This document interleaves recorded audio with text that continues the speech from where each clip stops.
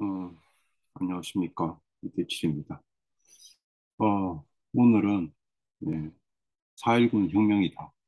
라는 함석헌 선생님 글을 통해서, 우리 철학을 한번 돌아보도록 하겠습니다. 어, 이제 오늘 주로 하는 이야기는 역사의 주체에 대한 이야기입니다. 역사의 주체, 역사의 주체.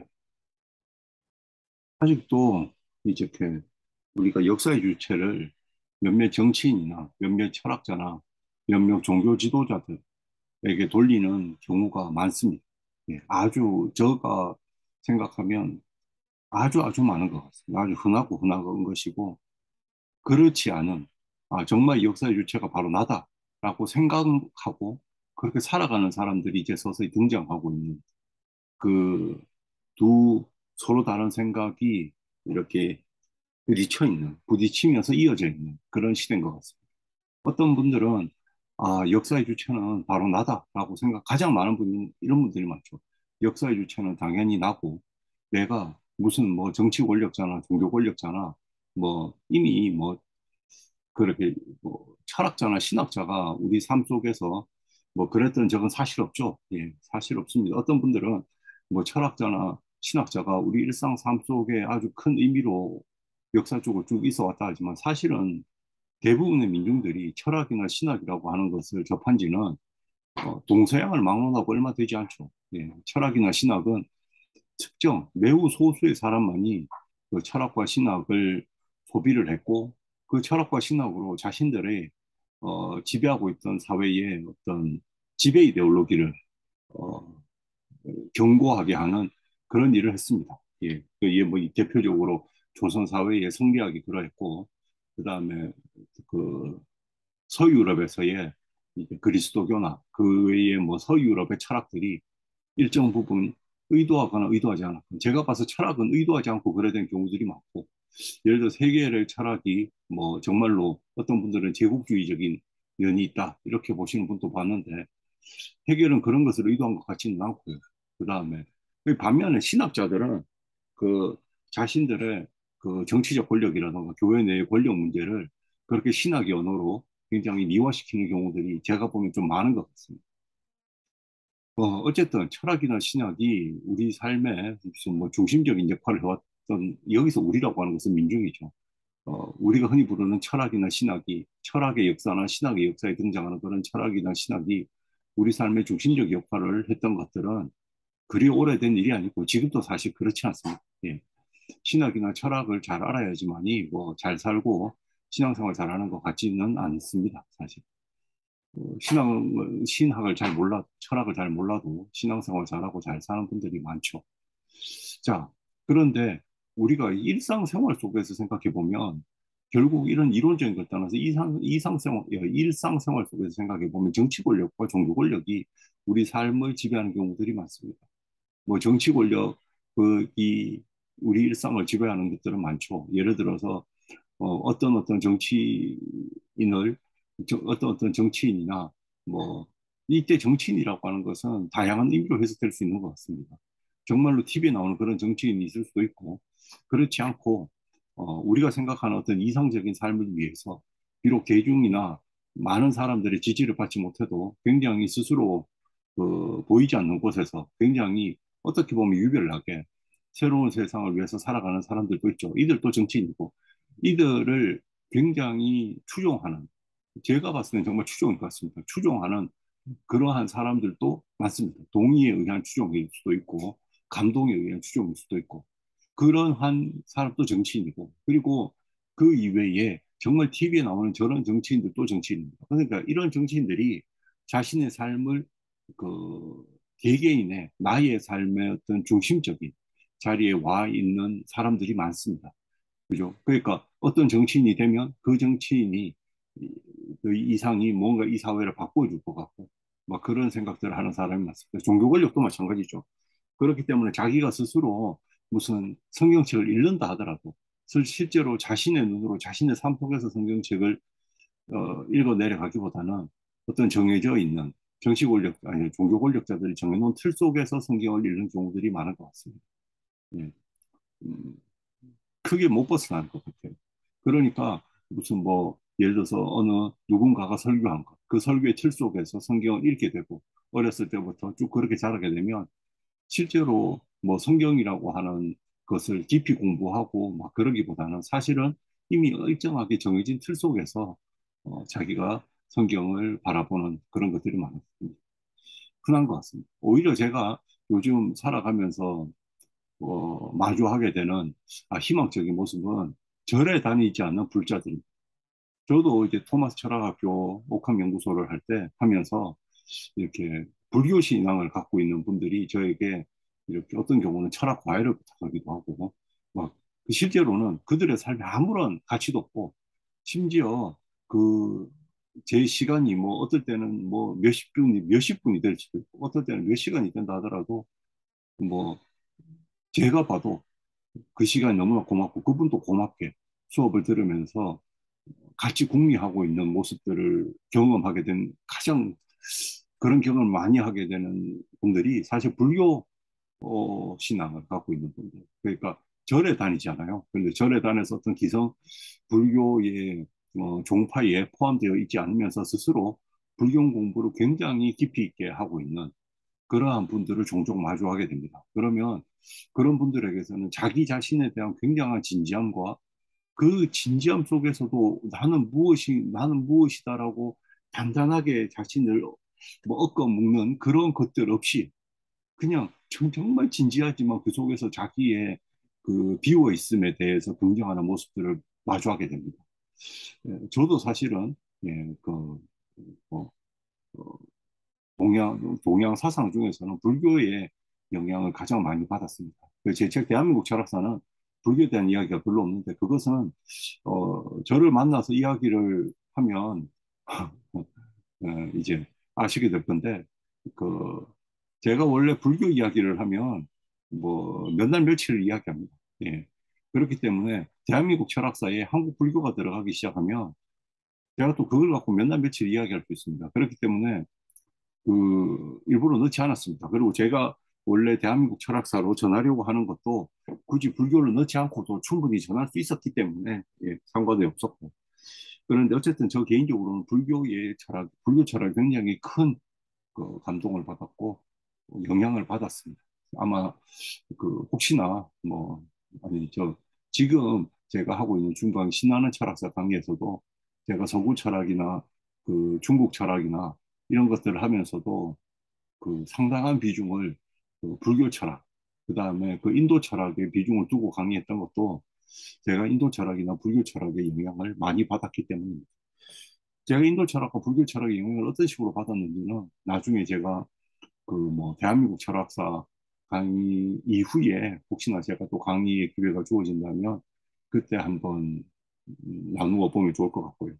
어쨌든지 간에 오늘 오늘 읽을 이야기는 이런 겁니다. 우리는 정치 권력이든 종교 권력이든 우리는 알게 모르게 내 나라는 존재가 그 역사의 주체에 있는 것이 아니고 항상 나는 그 변두리에 있었다는 거예요. 그러니까 예를 들어서 켈빈을 추종하는 사람들은 켈빈 신학을 열심히 알면은 내가 그리스도교의 어떤 진리를 잘 알게 된다고 생각하는 거고, 그죠? 그렇기 때문에 켈빈 신학을 굉장히 열심히 공부하는 분들이 많고, 그 속에서 그가 정말 제대로 봤는데, 켈빈이 바라본 성경이 가장 정확한데, 칼빈이 바라본 성경이 가장 정확한데, 우린 그걸 정확하게 이해하고 이 시대에 적용하면 된다고 생각하는 분들을 저는 여러 보았습니다. 그리고 또 어떤 분들은 가톨릭에 있는 분들은 뭐 경우에 따라서 어떤 분은 교황 그 가장 정확하게 알고 있고 우리는 그 말을 우리 삶에 잘 적용하면 된다라고 생각하는 분들이 있습니다. 그래서 교황을 향한 지지가 굉장히 이렇게 어, 무비판적인 형태로 이루어지는 경우도 또 저는 많이 봤습니다. 그리고 공유회에 대해서도 굉장히 무비판적으로 이루어져 있고 그 속에 있는 약점들에 대해서 특별한 언급 없이 이루어져 있는 것들도 저는 많이 봤습니다. 이제 사실은 현대 철학이나 현대 환경학이라던가 생태학이라던가 이런 것들을 연구해 보면 그 가톨릭 교회가 이야기하는 생태 신학이라고 하는 것에 약한 모습들이 너무나 많습니다. 이거는 이제 뭐 자본주의를 바라보는 태도, 굉장히 감성적인 접근을 하는데 현실적인 접근을 해서 들어가서 그 이론, 그래 무슨 이야기를 하느냐, 실천하려고 하는 이론이 무엇이냐라고 꼼꼼히 따지고 들어가면은 너무 빈틈이 많아서 마치 그 생태학자가 이제 생태계라는 말을 처음 듣기 시작한 초등학생과 마주하고 있는 것처럼 큰 갭을 갖고 있는 경우들을 사실 연구하거나 이러면 많이 느끼게 됩니다. 자, 그렇게 그럼에도 불구하고 별로 관심이 없던 사람들도 그러니까 이렇게 종교적인 권력이나 종교적인 체계 속에서 환경의 이야기를 하면 환경에 눈을 뜨기 시작합니다. 그런 것들, 긍정적이나 부정적이나 어쨌든 우리는 우리의 삶 속의 곳곳에서는 내가 느끼고 있는 그 삶의 문제에서 시작하는 무엇인가가 아니라 내 삶의 변화가 혹은 내가 바라보는 세계를 향한 시선이 혹은 내가 바라보아야 하는 세계에 대한 시선이 정치 권력이나 종교 권력의 영향을 많이 받는다라는 거죠. 자, 그런데 함석헌 선생님 그래서는 안 된다는 겁니다. 이것도 그러니까 제 유대칠이 하는 이야기도 그렇죠. 대한민국 철학사는 사실은 이런 정치인에서 함석헌 선생님의 철학과 유대칠의 철학이 같이 이어지는 점인데 제가 바라보는 세상은 이런 겁니다. 대한민국 철학사에 원래 집필을 했을 때 가제는 민중 철학입니다. 그렇기 때문에 민중 철학사입니다. 민중의 철학 역사. 그러니까 시알로 바라본 철학사, 우리 한국 철학사라는 게 그 한 챕터가 있죠. 사실 그것이 그 책 전체의 제목이었습니다. 그렇기 때문에 뭐 서학이 중심이 아닙니다. 서학은 그거 잉태를 하게 해줬고 근데 여러분들 저도 주변에 유산하신 분들도 꽤 있는데 잉태했다고 다 출산하는 게 아니죠. 서학이 잉태하게 해줬고 그것이 동학이라는 이름으로 출산하게 되었고 그 이후에 우리가 3일 혁명을 거치면서 민주화 운동을 거치면서 그 출산된 것이 쭉 자라고 있다. 그러면은 잉태하고 출산하고 자라는 것에 그 주체는 무엇이냐라고 하면 그것은 한 종교가 아니고 그 종교라고 하는 것들이 그냥 그 민중이 그 시대에 그게 필요했기 때문에 민중들 소비한 겁니다. 민중이 한 시대에 서학의 이론이 필요했기 때문에 서학을 소비했고 동학을 소비했고 그리고 3.1혁명이라고 하는 것들을 소비하면서 서서히 자신을 주체화시켜 나갔는데 이때 민중이라고 하는 것은 전체이면서 동시에 개별적인 씨알입니다. 전체주의를 이야기하지 않습니다. 전체주의가 아니고 씨알이 모인 전체인 그 씨알 한 사람 한 사람 개인들이 모여가지고서 그러니까 저를 이렇게 생각해요. 그 씨알들 하나하나가 더불어 있음으로써 자기 내어줌으로 더불어 있음으로써 전체를 이루고 있고 그 전체가 되어서 역사의 주체가 되어야지 전체의 바깥에서 마치 어느 통치자 같듯이 통치자가 역사의 주체가 되어진다라고 생각하면 안 된다는 거죠. 그러니까 제가 항상 동학이라고 하는 것을 정말 제대로 보려고 한다면 저는 이렇습니다. 동학이라고 하면 정말 책을 봐서는 안 되고 그 시대의 고난을 봐야 된다는 거예요. 그러니까 우리가 어떤 사람이 동학의 주체는 대체 누구냐? 이렇게 물어보면 최재우다, 최시영이 아니라는 거죠. 그들이 소비가 되어진 것이지 실제로 동학을 일으킨 사람은 민중입니다. 그러니까 실제로 동학혁명을 일으킨 사람은 그 많은 사람들이 사실 동학의 어려운 이론들을 다 이해했기 때문에 일으킨 게 아닙니다. 그러니까 그 시대의 부조리에 대해서 분노한 민중들이 동학이라는 것을 소비하면서 동학이라는 이름으로 자기 내어주면 더불어 있음으로써 일어난 것이거든요. 그렇기 때문에 동학혁명의 중심은 민중이지 동학혁명의 중심을 특정 영웅에 둬서는 안 됩니다. 3.1혁명도 마찬가지입니다. 3.1혁명을 무슨 민족 대표들이 일으켜서 다른 민중들이 그러면은 이 땅의 시알들이 그들의 연설에 감동 감화되어서 일어나느냐 아닙니다. 제가 여러분들 그냥 경상북도에 그 제가 이제 대구에 사니까 경상북도 오지에 이런 데고 저희 외가에 청기에 가면 거도 3.1운동 기념비가 있습니다.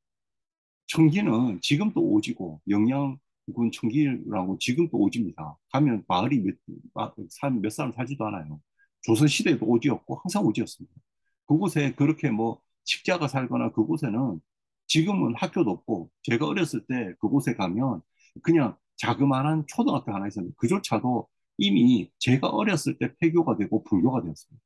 그 정도로 사람이 좋고 어렸을 때부터 아주 상속 깊숙한 곳에 있는 마을인데 그런 곳에서도 3.1 혁명 때 그곳에 학력이 그래 높은 사람들이 없어요. 그 당시에 사실은. 아까 학교가 없는데 어떻게 학력이 높은 사람들이 있겠어요. 서구식 교육을 받은 사람이 없음에도 그곳에서 일어났다는 거죠. 그럼 그들이 뭐 루즈벨트가 말하는 민족 뭐 자유주의 이런 것들 때문에 영향을 받았냐? 그런 것도 아니고 루즈벨트가 누군지도 몰랐을 겁니다. 솔직하게.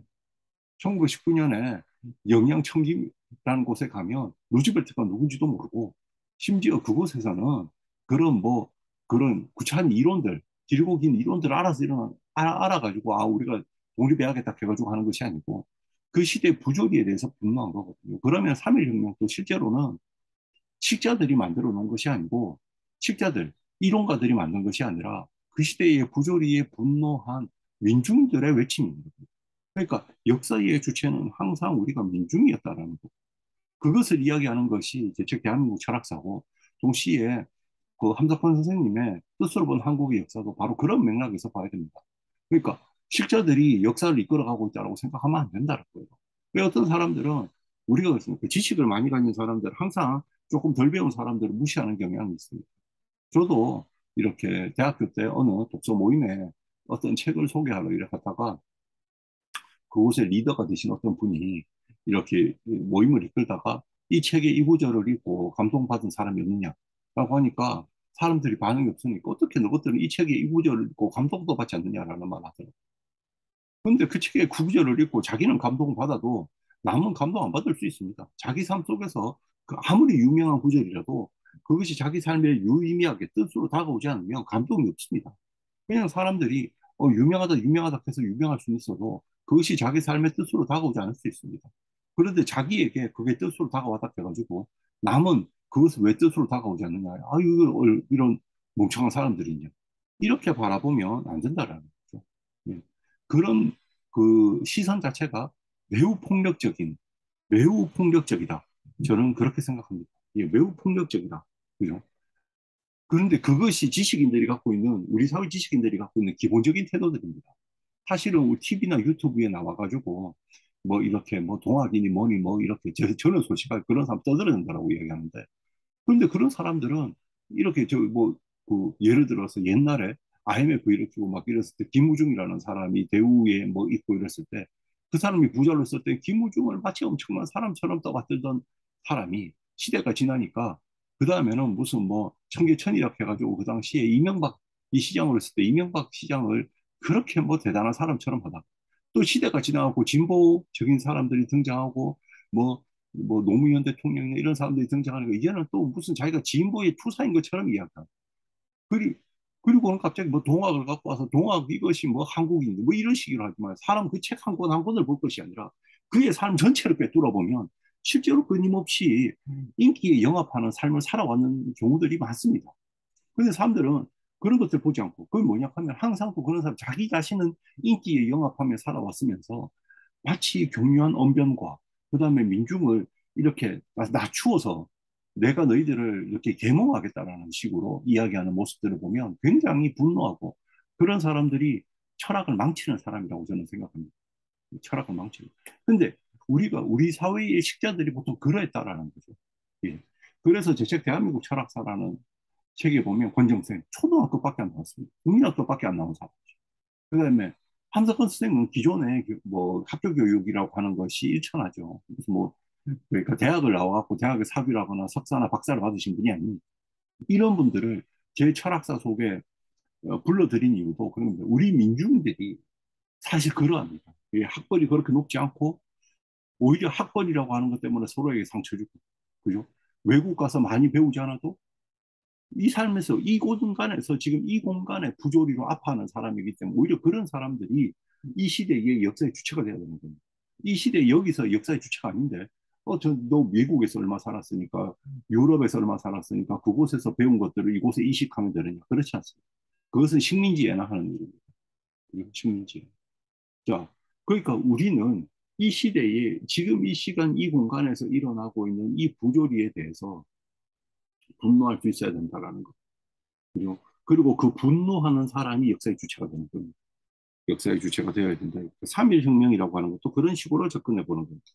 자, 3.1혁명이라고 하는 것은 혁명이다 이거죠. 혁명이라고 하는 것은 새로움을 향한 몸짓입니다. 분노 폭발입니다. 이거 일종 폭발. 그죠? 그러니까 가만히 있지 못하는 겁니다. 너무너무 저는 이렇게 억울함. 저의 더불어 있으면 철학에서는 이걸 억울함을 더 이상 억울하고 싶지 않았습니다. 내가 열심히 살았음에도 불구하고 무시당하는 이런 것들에 대해서 억울하고 싶지 않아요. 내가 정말 내 삶을 진지하고 치열하게 살았음에도 불구하고 나는 마치 없는 것과 같이 여겨져지는 그런 현실에 대한 분노, 억울하고 싶지 않아서 일어난 것이 혁명입니다. 4.19 혁명도 마찬가지입니다. 우리가 독립운동을 하고, 우리 민중이 독립운동을 하고, 우리 민중이 독립운동에 적극적으로 참여하지 않았다 하더라도, 일제강점기를 우리 민중이 힘겹게 이겨내고, 그렇게 살았던 우리 민중이 역사의 주체가 되지 못하고, 미국에, 혹은 일제에 의해서 키워졌던 사람들에 의해서 또다시 역사의 주체가 그들의 손에 넘어간 겁니다. 그죠? 그러니까 대구만 해도 그렇잖아요. 대구만 해도 친일파였던 사람들이 그대로 종교에도 그렇고 역사적으로도 그들이 그대로 힘을 갖고 누리고 앉아 있는 겁니다. 그러니까 대구에 그러니까 10월 혁명이라고 하는 것도 사실 경찰의 거의 대부분이 일제 시대에 일본 밑에서 앞잡이하는 경찰들이 그대로 경찰로 남거든요. 그다음에 종교라고 하는 것도 그렇습니다. 이후에 사실은 종교라고 하는 것도 일제 시대 종교는 미화는 자기를 참 그거 보면 이중인격적이고 아주 그런 것들이 종교입니다. 왜냐하면은 일제 시대 때 이제 뭐 정말 열을 올려가지고 친인적 행동을 했던 대표적인 그 단체들이 저는 거의 종교인들이 많습니다. 뭐 개신교, 가톨릭 할 것 없이 엄청나게 많습니다. 그죠? 그런데 그렇게 해놓고 해방 이후에는 그 중에 정말 극히 일부 몇 명이 독립운동 한다 하거나 아니면 중도적 입장을 취하면 그것을 가지고 막 미화시켜가지고 뭐 자기들이 무슨 뭐 일제와 싸웠느니 이런 뭐 헛소리 삑삑 해대고 하는데 실제로 그 시대에 그 그러니까 일본 제국주의와 싸우지 않고 그러니까 야합한 종교가 얼마나 많습니까? 그죠? 그러니까 그렇게 제일 처음에 야합을 하고 살았으니까 종교가 떠나다가 내가 더 시대한 이후에 초콜릿 주는 종교가 오니까 초콜릿 받아 먹고 그 안에서 재미를 누리던 기복 종교가 있다가 지금은 기복도 싫고 그런 뭐 기복을 누리지도 않고, 그죠? 그렇기 때문에 더 이상 종교에 갈 필요가 없습니다. 도덕적으로 완성되어 있지 않음에도 불구하고 자신들이 민중보다 더 높은 도덕적인 지위에 있다라고 착각하고 있으면서 그 착각 속에서 위압적으로 명령하듯이 이야기하는 종교를 바라보면서 민중들이 종교를 떠나는 것은 저는 이제 그게 제자리 찾는 거라고 생각합니다. 민중이 종교를 떠나는 것은 벌써 떠났어요. 벌써. 그러니까 이때도 4.19 혁명 때도 정치인들이 하는 모습이 그런 겁니다. 할 때는 자기들은 뒷짐지고 있다. 교수들도 학생들이 맺히고 나가니까 학생들이 앞치고 나가면 뒤에 마지못해갖고 뭐 양복 입고 줄 서 나갔던 게 4.19 혁명이거든요. 실제로 목숨 걸고 싸웠던 사람들은 누굽니까? 학생입니다. 그죠? 학생이에요. 대구에서 10월 혁명 때 그렇게 목숨 걸고 싸웠던 사람들도 사실은 그 당시에 배급제도라든가 그 당시에 전염병으로 죽어가고 있던 못 배운 민중들이고, 그리고 노동자 계급에 있는 사람들입니다. 그들이 일선에서 투사로 그 부조리에 대해서 분노하니까 그때서야 대구 그 당시에 있었던, 지금은 경제의대죠, 그런 학생들이 거기에 투신한 것이, 실제로 가장 먼저 분노하는 사람들은 그 부조리에 분노하는 민중들입니다. 왜냐하면 고난은 아니까, 아파하니까. 아파한 사람들이 먼저 분노하는 겁니다. 그건 당연한 거예요. 아파하니까 분노하는 거지, 아파하지도 않으면 분노하지도 않습니다. 그죠? 그러니까 그런데 분노 다 해놓고 그 사람들 혁명을 일으키고 나니까 마치 자신들이 무언가 한 것처럼, 그죠? 뭐 그렇게 설쳐되는 겁니다. 여기도 함성은 고등학생에서 대학생이고 대학생에서 교수로서 민중전체로 나갔다라고 되어 있는데, 실제로는 요 민중전체로 되어 있지만 고등학생들이 일어났을 때 이미 민중입니다. 정확하게 말하면 이 고등학생이 일어났을 때 이미 고등학생만 일어난 것이 아니고 민중 전체가 일어나니까 그 위에 대학생이 등장하고 교수가 제일 늦게 와요. 그 교수가 등장함으로써 민중이 다 등장한 것이, 제일 먼저 일어난 것은 사실 민중이 일어났거든요. 고등학생과 같은 민중이 일어나고 그다음 대학생, 그다음 교수로 일어나는 겁니다. 이때 개인이 없고, 그러니까 나 하나의 사리사욕으로 이기심의 존재들은 사라지고, 여기 보면은 민중 전체가 일어난 거예요. 그러니까 이게 뭐냐 하면 이기심이 아니라 이타심으로 일어난 겁니다. 이타심으로. 이 와중에서도 일제강점기를 보면 자기 종교 생각해가지고 뭐 일본에 갔다가 무슨 저 전투기 만들라 하는 돈 모금하고 이 대구에서도 보면은 대구 교구에서도 일제에 뭐 한다 하면 거기에 축하 파티 일본 사람 부르고 막 하는 것들 이런 것들이 뭐냐 하면 자기 종교 이기심 때문이거든요. 자기 종교가 거기에서도 뭔가 커지기를 바라고 자기 종교에 뭔가 이득이 있기를 바라는 그게 무슨 그 종교인지 모르겠어요. 사랑 나쁜 그런 저는 그런 사람은 위선적 존재입니다. 그런데 여기에서 4.19에서 그다음에 3.1혁명에서 이탈을 보는 거예요. 이탈심. 이탈심은 뭐냐 보면은 민중 전체가 되어서 그러니까 여기에 개인이 아니라 전체가 움직인다는 거예요. 전체가 무슨 누구의 명령에 따라서 움직여지면 전체주의지만 그게 아니고 개인이 자기 사리 사욕 이기심에 의해서 움직여지는 것이 아니라 개인이 이타심 자기 내어줌을 향해서 움직여지면 그게 전체가 돼요. 그 전체가 폭발한 것이 4.19입니다. 자, 전민중이 노했고 일어나고 기뻐했는데 그것이 혁명이 아니면 그럼 무엇이 혁명이냐?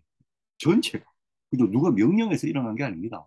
그죠? 누구가 명령해서 일어난 것이 아니라 그냥 터져나간 겁니다. 그것이 혁명입니다. 그러니까 우리가 혁명이라고 하면 민중이 예를 들어서 지금 또 정치인들 중에서 과거에 자기가 전두환 물러나라고 막 앞장섰던 사람들이라고 하고 뭐 어깨 힘주고 있는 사람들도 있는데 자기가 물러나라고 해서 87년도에 6월 항쟁이 그들이 앞에서 이끌어가지고 민중이 수동적으로 이끌려간 게 아니에요. 그러면 민중을 아주 수동적 전제로 보고 있는 겁니다. 그러니까 그런 생각을 하니까 나중에 꼰대가 되는 거예요. 그리고 종교도 마찬가지입니다. 몇몇 예를 들어서 종교적인 인물들이 뭐 추기경도 있을 수 있고 그다음 목사도 그들이 사실은 막 수감이 되고 뭐 이랬다 하더라도 치열하게 민중처럼 아파하진 않았거든요.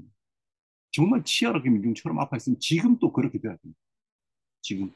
그런데 사실 지금의 뭐 그리스도교라고 불리워지는 가톨릭이나 개신교를 보면 이 민중과 함께 아파하는지 잘 납득하기 어려운 게 있죠.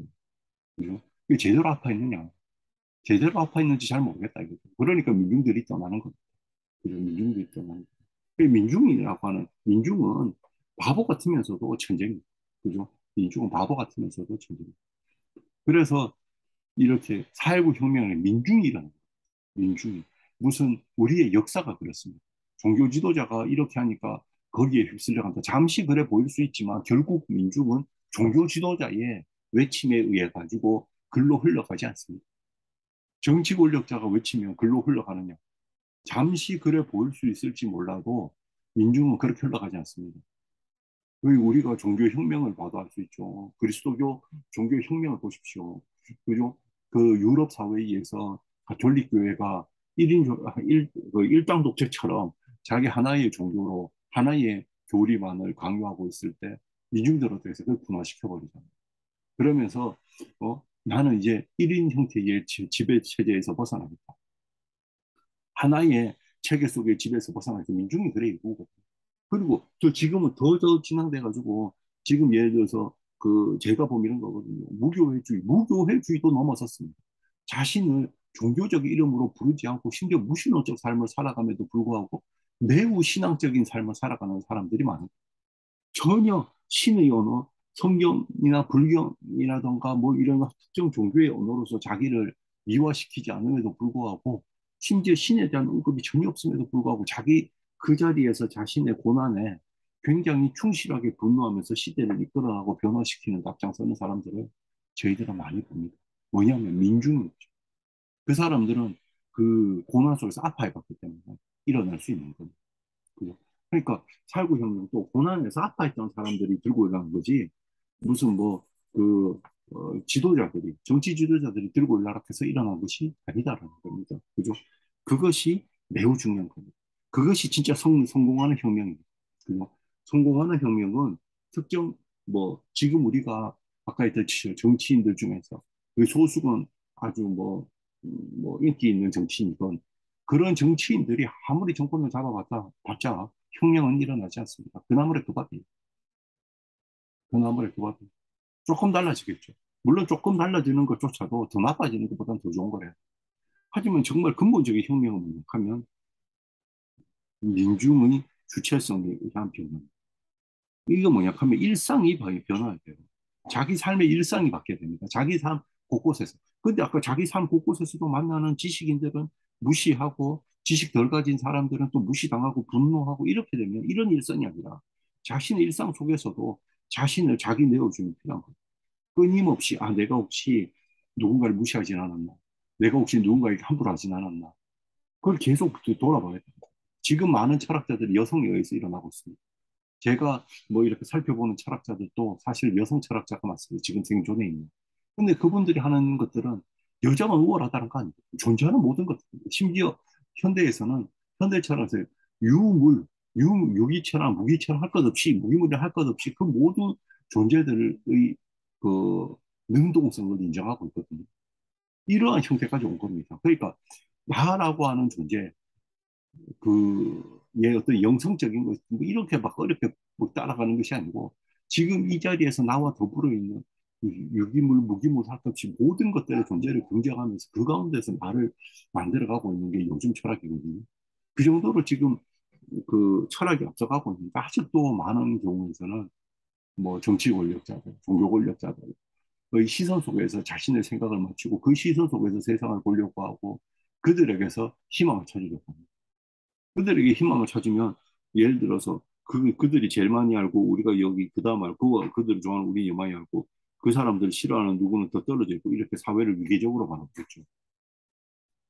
그죠? 그게 아니라 이런 거 없습니다. 이런 거 다 없고 유기물, 무기물, 나, 너 할 것 없이 모두 존재의 일위성 속에서 평등 속에서 일위성 속에서 있을 때 그죠? 나는 희망이 되는 건데 내 위에 누가 뭐 그 더 높은 영웅이 이끌어가는 세상 아니 다 똑같은 심지어 내 볼펜도 나의 샤프도 연필도 만년필도 이런 존재의 일위성 속에 다 포함되어 있고 이것에 대해서 뭐 나중에 하겠죠. 어쨌든 중요한 말은 중요한 말은 이겁니다.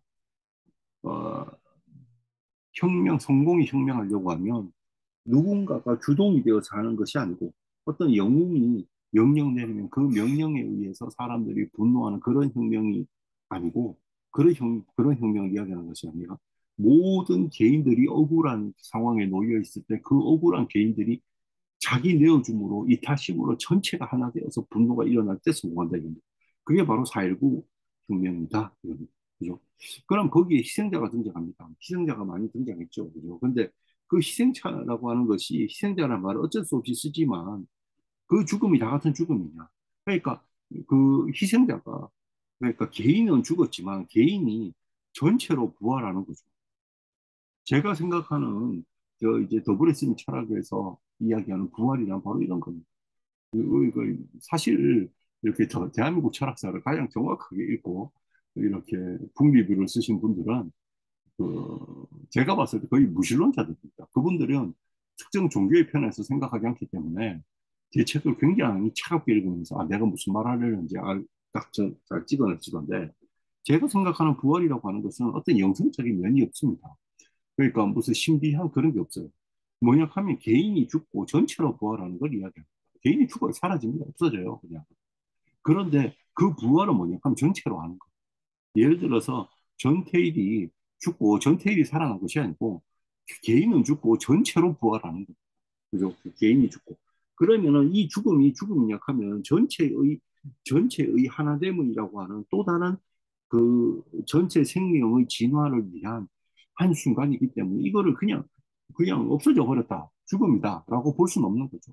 그리고 전태일이라고 한 개인은 사라졌지만 그 전태일이라고 하는 존재가 전체의 진화를 이끌어내는 하나의 큰 그 동력이 되었다라는 겁니다. 그러니까 이렇게 그럼 전태일이라고 하는 사람은 자기 이기적인 생각 때문에 죽었느냐? 그게 아니고 이 사람 또 자기 내어주는 거죠.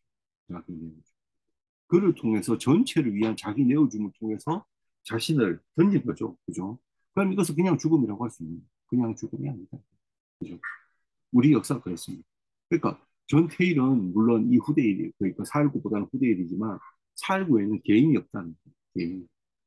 4.19에는 개인. 이 말은 뭐냐 하면 4.19에는 이기심의 존재가 일어난 것이에요. 이때 이기심의 존재는 4.19 하고 나니까 4.19 혁명을 내가 주동을 틀고 했다라고 하는 정치인이 있다면 그 정치인도 그것들이 이기심의 주체인 것이지 사실 그때 일어났던 민중 시할은 이기심이 아닙니다. 그죠? 이기심으로 그것을 일으킨 것이 아닙니다. 처음부터 전체였다. 그죠? 8구가 시작하는 그 순간부터 이것은 나만의 일도 아니고 너의 일이 곧 나의 일인 거예요.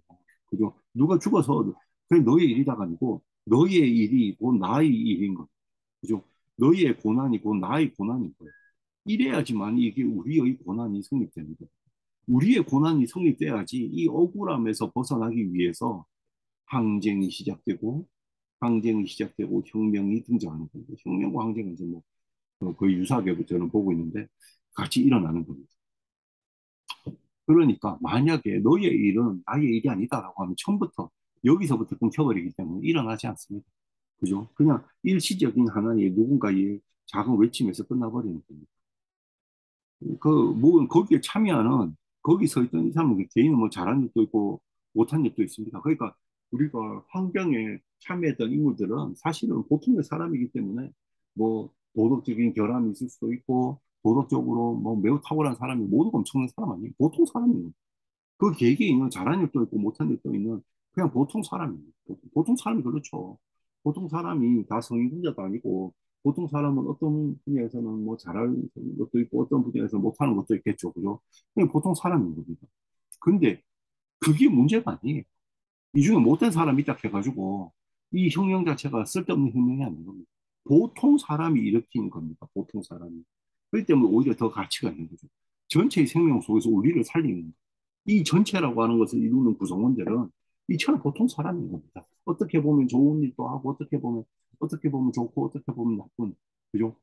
그러니까 모두 다 성인군자 같은 사람들만 일어난 것은 아니에요.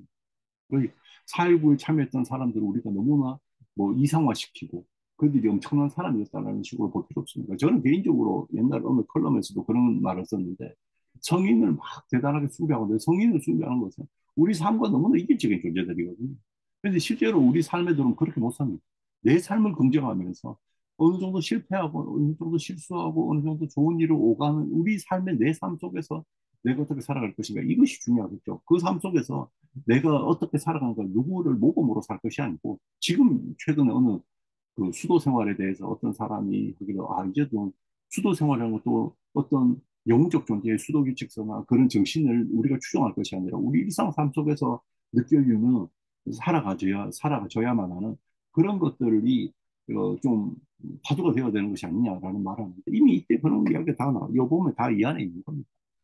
그러니까 그럼에도 그런 일상의 삶을 살아가는 착한 일도, 착한 모습도 있고 나쁜 모습도 있는 그런 사람들이 혁명의 주체가 되는 거고, 그 혁명을 통해서 자기의 목숨을 기어이 내어놓는 사람조차 생기는데, 그런 사람조차도 너무 이상화시킬 필요 없이, 그런 사람들조차도 자세히 들여다보면 어떤 데는 착하고 어떤 데는 어떤 모습도 있는 일반 사람이고, 그것은 전혀 문제될 것이 없다는 겁니다. 그죠? 그들은 오히려 전체 생명 속에서 우리를 살리기 위한 것이고, 오히려 문제는 그 전체 생명 속에 못드는 존재들이죠. 이기심의 존재. 우리가 조금 못됐거나 조금 착하다 일상생활에 그래도 그 사람들이 문제되지 않는 것은 그럼에도 불구하고 어느 순간 전체로 하나로 뭉쳐야 될 때 전체의 생명으로 하나로 돌아오거든요. 근데 전체 생명으로 돌아오지 않으면서 말만 살아는 사람들이 있습니다. 말만 살아는 사람들이 있어요. 그죠? 그런 사람들이 문제는. 자, 이 이제 중요한 말이 나왔습니다. 4.19는 영웅주의가 없다. 권력주의엔 영웅주의는 다 권력주의입니다. 그죠? 어느 사람을 대단하게 숭배하는 것은 그 숭배를 통해 가지고 그 이상화를 통해 가지고 위계의 질서를 만들어내고 그를 이렇게 살아라 라고 하는 구조 속에서 어떤 위계를 만들려고 하는 그 정치적인 목적이 그 뒤에 있습니다. 그죠? 근데 4.19에는 그런 게 없어요. 4.19 혁명에서는 누구 영웅을 내세워서 그 영웅처럼 살아라 이런 게 없고 그 누구의 명령 때문에 일어난 것도 아닙니다. 그죠? 스스로 일어난 거예요. 그죠? 스스로 일어난 거. 그러니까 우리가 그냥 희생해가지고 거기서 만약에 수동적으로 희생되어지고 그다음 이런 것이 아니고 이건 오히려 그렇게만 바라보면 모욕입니다. 이 거룩한 사건에서 내가 희생당해서 그냥 끝난 것이 아니고 그 모욕이 정신을 죽이는 행동입니다. 부활, 개인이 죽고 전체가 살아난 부활입니다. 그죠? 그렇기 때문에 4.19는 혁명입니다. 시야의 모든 천하, 시야이 아니라 죽을 수 있는 것들이 시야입니다. 아니, 죽을 수 없는 것이 시야입니다. 그러니까 이 전체라고 하는 것이 전체이면서 개인이 있는. 그런데 이 전체는 죽지 않거든요. CR이라고 하는 것은 죽지 않는다 이거. 그죠? 그러니까 개인이 죽어도 전체가 살아남는 거예요. 이 전체의 그 생명력을 위해서 개인이 자기 내어줄 수 있는 거. 우리가 근데 일상 자연에서도 보십시오. 자연에서도 자연 전체를 유지하기 위해서 누군가는 소비됩니다. 사라집니다. 그죠? 우리가 뭐, 그, 식물 같은 것들, 동물 같은 것들 봐도 항상 어느 존재를 위해서 누군가는 먹이가 돼야 되고 거름이 돼야 되고 그리고 그런 전체를 통해서 자연도 유지가 돼요. 그리고 그것처럼 개인들은 그 어떤 개인은 착하고 나쁘고 이런 개인들이 있지만 그 개인들은 그 전체를 위해서 그 시야를 위해서 자기 희생하게 되고 그를 통해서 시야는 죽지 않고 계속 남아나는 겁니다. 우리가 일제강점기에 국가라고 하는 보이는 어떤 그 외부적인 틀은 일제강점기 일제의 것이 일본의 것이었다 하더라도 그 시대에 끊임없이 구석구석에서 일어나고 있었던 민중항쟁이라던가 크고 작은 외침 물론 그렇지 않은 모습도 있죠. 그런 것들을 보면 결국 그 정체성을 유지하고 있는 것들은 보통의 사람들, 씨알이 아니다. 영웅이 아니었다. 그리고 혁명이고 순수한 씨알의 숨이다. 그러니까 숨이라고 하는 것은 살기 위해서 하는 거죠. 거의 숨이라고 하는 것이 사실 라틴어로 스피리투스거든요. 저는 영원한 숨이라고 하는 것, 우리가 영원한 호흡을이라고 하는 것은 그냥 단순하게 그 영성적인 이야기가 아니라 부조리함을 향해서 우리를 억울하게 살아가게 하는 것을 향해서 분노하며 터트리는 것. 분노하며 터트리는 것. 바로 그런 것이 아닐까 생각합니다. 그것이 분노하며 터트리는 것. 그것이 지금도 우리 일상생활 속에서 부조리한 것들이 많고, 그 다음에 힘들어하는 것들 많잖아요. 그곳에서 자기가 그런 부조리를 구경만 하고 알고 있는 것이 아니라 그것에서 터트리는 것. 그것이 숨이 아닐까 생각합니다. 그러니까 저 같은 사람, 저같이 철학하는 사람들은 그 지금 이렇게 이론을 만들어가는 것이 분노하는 거예요. 분노하고 터트리고 있는 겁니다, 사실은. 남들이 보면 아무것도 아니고 아무 쓸데없는 놈이 거짓거리 하고 있다라고 생각할 수도 있고 그렇게 생각하는데 그렇게 말은 하지 않아도 그렇게 생각하는 사람이 뭐 겉으로는 아 대단하다 어떻게 그런 공부하냐라고 하지만 속으로는 뭐 별로 의미 없다고 생각하는 사람도 있습니다. 아무 관심도 없는 사람들. 하지만 어, 저도 이렇게 생각해 보면 대한민국 철학사가 적어도 지구 사는 사람 중에서 한 10명 정도는 뭐 읽고 그 나름 그 전체에 대해서 개인과 전체의 문제에 대해서 고민하고 고민했다면 뭐 성공한 것 같고 저도 뭐 나름 시야를 숨을 제 나름의 방식으로 살려고 노력하는 것 같습니다. 그러니까 그냥 이기의 숨이 아닌 겁니다. 이기의 숨이 아니고 제가 그 말하는 이 숨, 영원한 시야의 숨은 이기심의 생존을 위한 것이 아니라 이타심. 그러니까 홀로 살기 위한 것이 아니라 더불어 살기 위한 겁니다. 더불어 살기 위해서는 자기 내어줌이 필요한 것이고 그 자기 내어줌의 을 위해서 외치는 자기 내어줌을 통해 가지고 더불어 살아가는 그 생명체가 생명을 유지하게 하는 숨은 바로 그런 것이다. 자기 내어줌인데 자기 내어줌이 있어야지만이 그 전체라고 더불어 있음이라고 하는 생명이 계속 살아갈 수 있는 겁니다. 그 이제 그것이 저 아까 말한 저 같은 철학하는 사람들은 그 이론을 만드는 것이 가장 실천적인 행동인 겁니다. 예, 이론을 만드는 것이. 물론 이런 저 같은 사람의 실천적 행동들은 진짜로 눈에 보이는 실천, 물리적 실천을 하고 있는 사람들. 예를 들어서 뭐 의료봉사를 한다거나 아니면은 뭐 이렇게 식량이라든가 먹는 것들을 나누거나 뭐 교육을 나누거나 하는 분들처럼 눈에 보이는 무언가를 보이고 있지 않아서 마치 아무것도 하지 않고 그 유유자적 있는 이 시대에 뭐 아무 쓸모없는 사람처럼 보여지기도 하지만 실제로 그렇지는 않고 저 같은 사람도 나름 제자리에서는 매우 치열하게 그 자기 내어줌을 하고 있다. 그래서 전체를 위한 걸 하고 있다. 이런 것들 뭐 제 변명같이 자, 우리가 다시 한번 이때까지 이야기들을 정리해 보면 이런 것 같습니다. 우린 결국 전체를 위해서 그 우리가 전체를 위해서 살아야 되고 전체를 위해서 사는 것이 아니라 전체가 되어 살아야 돼요. 엄밀하게 치면 전체를 위해 사는 것은 이것은 개인이 개인이 소멸될 수 있습니다. 이게 제국주의가 전체주의가 될 수 있어요. 그러니까 전체로 더불어 살아야 되는 거예요. 전체로 더불어 살아야지만이 개인이 죽지 않습니다. 개인이 삽니다. 그리고 전체로 더불어 살기 위해서는 자기 내어줌이 필요합니다. 그죠? 전체가 더불어. 이것을 볼 수 있는 것이 사회구입니다. 사회구는 전체를 위해서 산 것이 아니라 전체를 위해서 전체라고 하는 누군가 이대 전체라고 하는 것이 누군가의 명령에 의해서 한 뭉치로 하나로 뭉쳤다거나 어떤 정치적 이념을 이루기 위해서 한 뭉치로 뭉쳐버린 그런 건데 그것이 아니라 고난의 자리에서 그 고난에 더불어 분노하면서 더불어 전체가 되어버린 겁니다. 그렇기 때문에 사회구는 누가 한 사람이 일으킨 게 아니라는 거예요. 누가 한 사람이 명령을 내려갖고 일으킨 것도 아니고 어느 정당이 명령을 일으켜서 내린 것도 아니고 그죠? 이것은 그 개인이 여기서 희생된 사람들도 사실은 그냥 수동적 희생자가 아니라 그냥 그가 사라져버린 희생자가 아니라 그가 자기 내어줌을 통해서 전체로 산 겁니다. 전체로 살기 위해 자신의 채로 더불어 살기 위해서 자기를 내어줌으로써 전체가 다시 더 단단하게 더불어 살게 해주는 개인은 죽고 전체로 살게 된 그런 것이지 완전 사라져버린 희생자는 아닌 것이고 그 다음에 음, 이 많은 설명을 통해서 결국 하려는 이야기는 이거죠.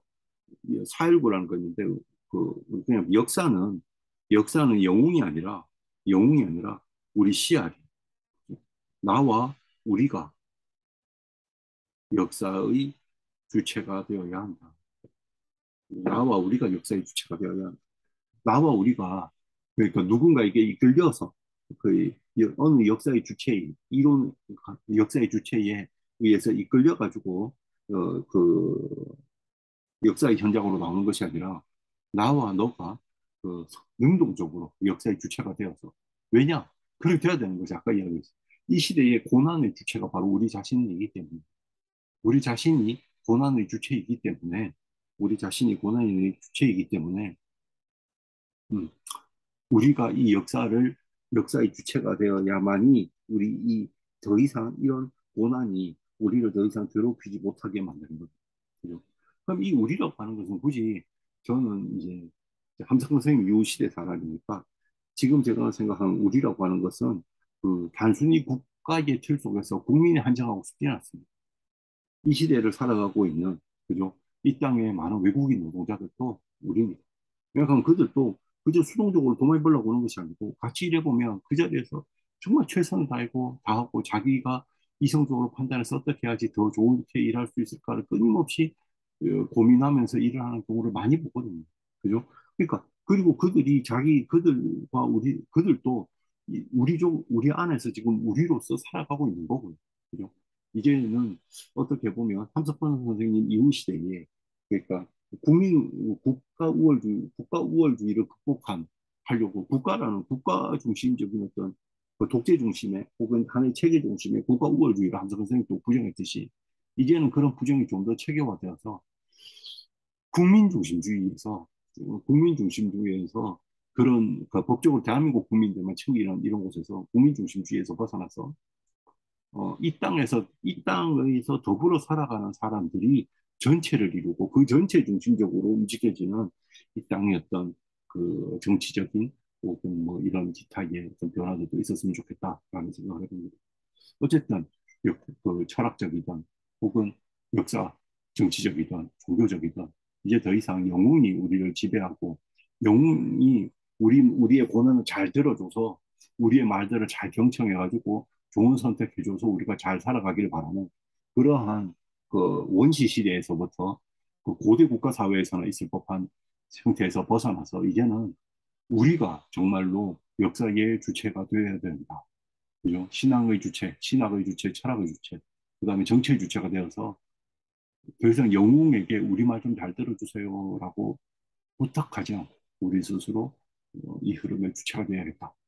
이런 이야기를 함승 선생님의 글을 읽으면서 한번 해봤습니다. 여러분들도 그 함승 선생님 뜻으로 본 한국의 역사 한번 그 찬찬히 읽어봐 보시고 좋은 책입니다. 그러니까 지금 객관적인 그 역사 교과서처럼 읽지는 마시고 한편의 철학책으로서 그 철학적인 사유를 위해서 한번 꼼꼼히 읽어봐 보시면, 저 개인적으로는 그 책의 앞부분만 읽어도 어, 정말로 큰 울림이 있지 않을까라는 생각을 강의해 봅니다. 오늘 제 강의를 들어주셔서 너무나 고맙습니다. 어, 많이 덥습니다. 많이 덥고, 저도 뭐 컨디션이 영 좋지는 않은데, 하여튼 여러분들도 모두 건강하시길 바랍니다.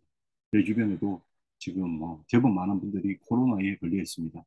멀게는 그 서울에 있는 친구들이 중심인데, 저희들 이제 대구에 있는 친구 별로 없어요.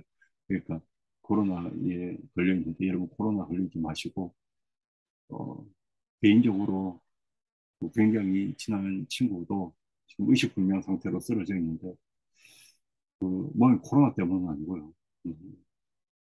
너무너무나 제가 힘든 시절을 그 알게 모르게 저에게 큰 힘이 되었던 친구인데, 갑자기 쓰러져서 이렇게, 저도 최근 뭐 한 주 정도 굉장히 좀 큰 슬픔에 빠져 있습니다. 어, 저와 이렇게 더불어 있어줬던 친구인데, 대한민국 철학사라는 책이 이 세상에 나오는데도 아주 결정적인 도움을 주셨던 친구고, 그, 음, 더불어 있는 누군가가 아프고 힘든 것은 그의 아픔과 힘듦을 제가 있는 그대로 느끼지는 못하지만,